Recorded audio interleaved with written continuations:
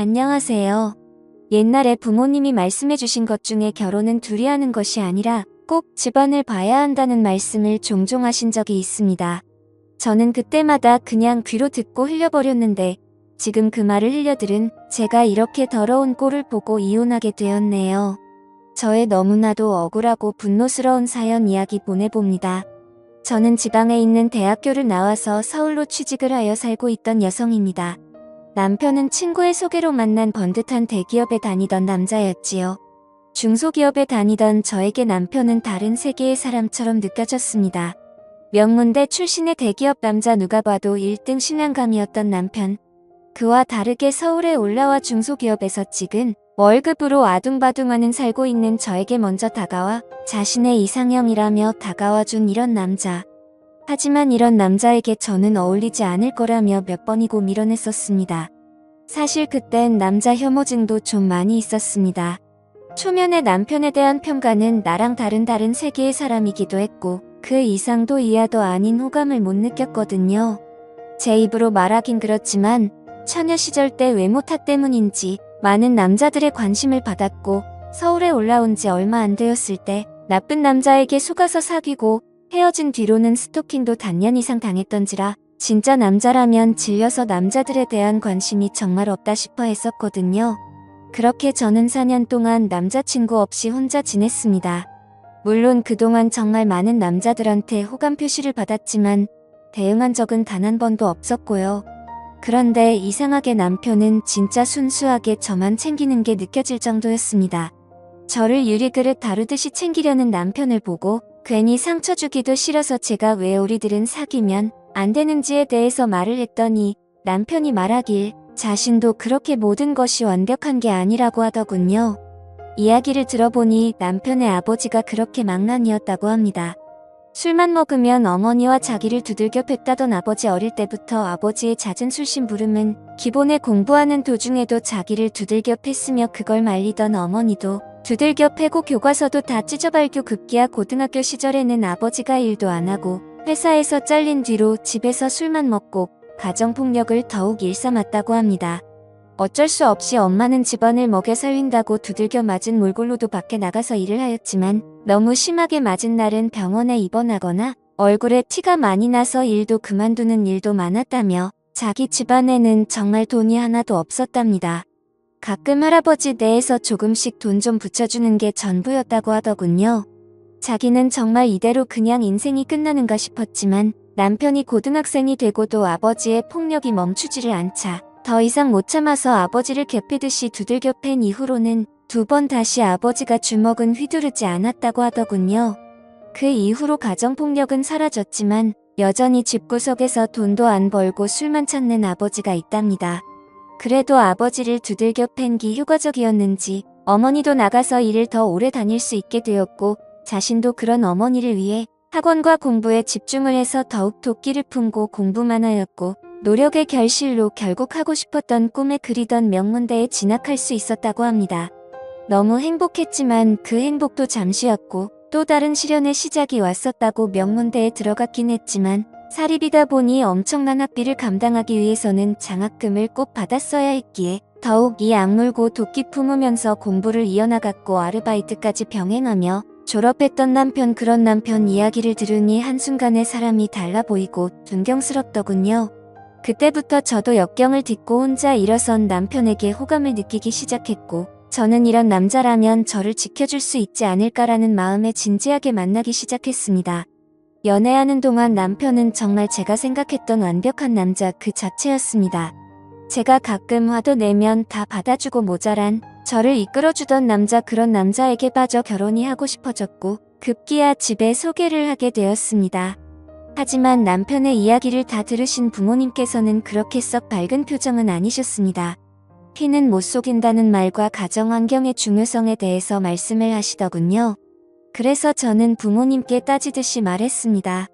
그럼 가정환경이 나쁜 사람은 평생 나쁜 사람으로만 살아야 되냐고, 기회도 그럼 영원히 없는 거냐고 따졌죠. 부모님이 꼭 그런 건 아니지만 이왕 딸 가진 부모 입장에선 딸이 더 좋은 남자 만나길 원하는 건 어떤 부모라도 같은 심정일 거라고, 오로지 널 위해서 하는 말이라고. 너가 그런 모든 걸 다 감싸 안을 수 있다고 한다면 결혼을 허락하겠다고 하시더군요. 그리고 시부모님을 뵈러 갔을 때 그 중요한 날에도 시아버지는 술에 취해 있더군요. 얼마나 술을 드셨는지 덥석 제 손을 잡고는 자기 아들 어디가 그렇게 좋았냐며 끌어안기까지 하더니 머리를 쓰다듬는 걸 남편이 다급히 말리면서 해프닝이 끝났습니다.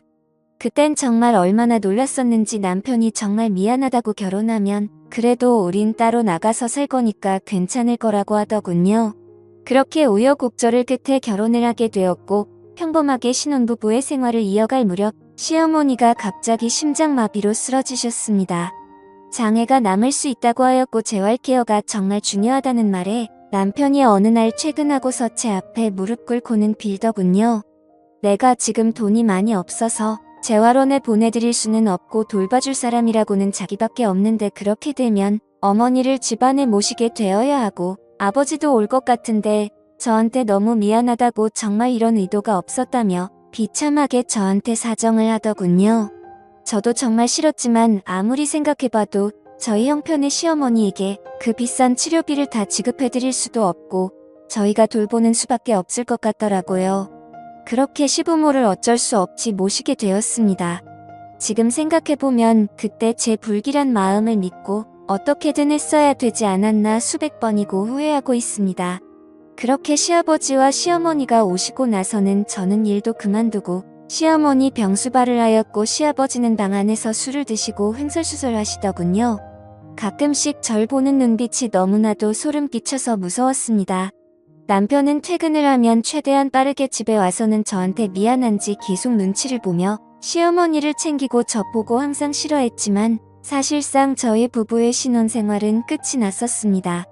그리고 부부로서 사랑도 나눌 수가 없었고요. 한 번은 시도한 적이 있었는데 시아버지가 문틈으로 훔쳐보는 걸 제가 발견하고 깜짝 놀라서 소리친 이후로는 저도 겁이 나서 2번 다시는 그런 적이 없었습니다. 그 이후로도 시아버지는 저에게 몰래 다가와 뒤에서 바짝 다가오더니 아들놈은 이런 걸 마음대로 할 수 있다며 부럽다는 등의 이야기를 하더군요. 그때마다 성질을 내며 남편에게도 말을 했지만 남편이 시아버지에게 아무리 화를 내도 고쳐지질 않았습니다. 오히려 은근슬쩍 실수인 척 제 몸을 스치는 듯한 일도 늘어났습니다.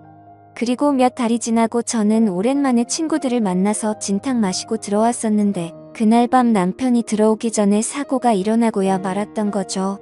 시아버지는 남편에게 말하면 모두 끝장내버릴 거라며 협박을 하더군요. 저는 그렇게 말할까 말까 큰 고심에 빠졌고 도저히 저는 못 견디고 그 다음날 경찰을 불러 신고해서 시아버지를 잡아갔습니다. 시아버지는 경찰서에서 제가 유혹을 했다고 소리치더군요.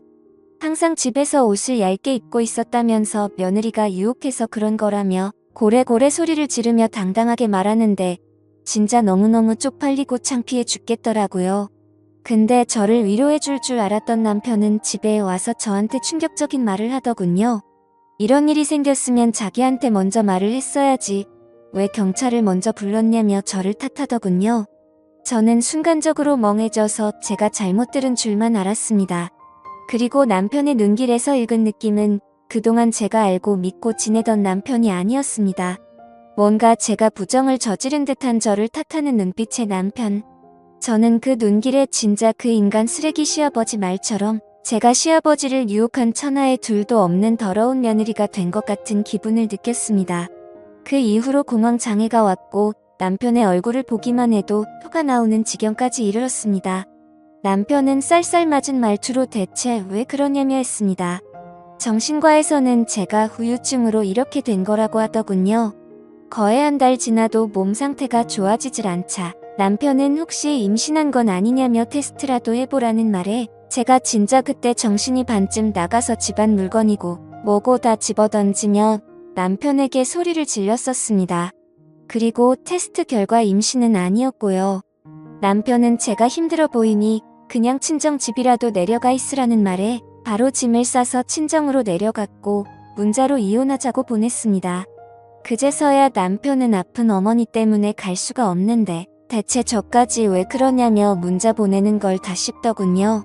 그렇게 한 달쯤 지나서 남편이 저를 찾아와 이제 집으로 돌아오라며 말했지만 저는 한 달 만에 본 남편을 보고 제 공황장애는 더욱 심해져 두려움에 몸이 떨렸습니다.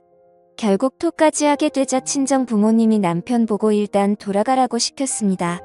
저는 시간이 좀 흘러 몸이 좀 진정이 되자 남편에게 전화를 해서 말했습니다. 당신이랑은 이제 절대로 같이 살 수가 없을 것 같다고. 나는 당신 아버지에게 피해자였는데 누구보다 날 보호해야 되는 당신이 날 더러운 여자로 취급했고 당신의 눈빛 속에 있는 난 이미 시아버지를 유혹한 여자였다고.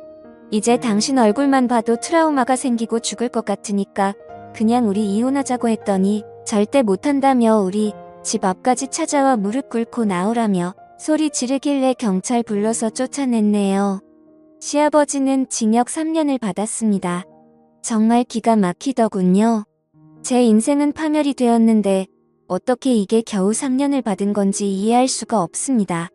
저는 그날 이후로 남자라면 나이가 적든 많든 심지어 어린애조차도 경계를 하게 되었고 타인과 맹사를 부딪히는 것조차 극도로 꺼려해서 장갑과 마스크를 항상 끼게 되었습니다. 정신과 약을 먹지 못하면 지금도 손이 떨리고요.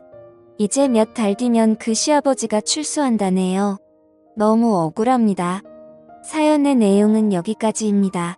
오늘도 영상 봐주셔서 감사합니다.